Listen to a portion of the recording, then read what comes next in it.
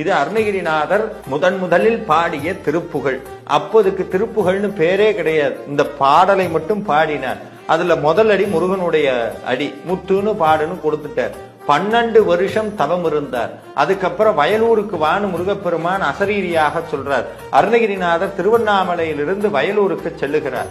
அந்த வயலூர்ல போனதுக்கு அப்புறம் ஒருத்தரையும் காணும். உடனே கேட்கிறார், அசரீரி பொய்யோன்னு கேட்டோன்னு சாமி முருகப்பெருமான் பேசாம விநாயகர் பேசுகிறார், அசரீரி மெய்யே அப்படிங்கிறார். அதனாலதான் இன்னைக்கும் அங்க இருக்கக்கூடிய விநாயகருக்கு பேரு பொய்யாமொழி கணபதினு பேரு. அருணகிரிநாதருக்கு வந்த அசரீரியை மெய்ப்பித்து காட்டி, இனிமேல் உன்னுடைய பிறவியினுடைய நோக்கம், முருகப்பெருமான் உன்னை காப்பாற்றி இந்த பிறவி கொடுத்ததற்குண்டான நோக்கம் எதற்குன்னா திருப்புகழ் பாடுவதற்காகத்தான் உன்னை முருகப்பெருமான் மீண்டும் ஆட்கொண்டிருக்கிறான் அப்படின்னு சொல்லி திருப்புகழ்ங்கிற பெயர் அப்போதுதான் உருவாக்குகிறது. வயலூர்ல தான் திருப்புகழ்ங்கிற திருநாமம் இந்த அற்புத மகா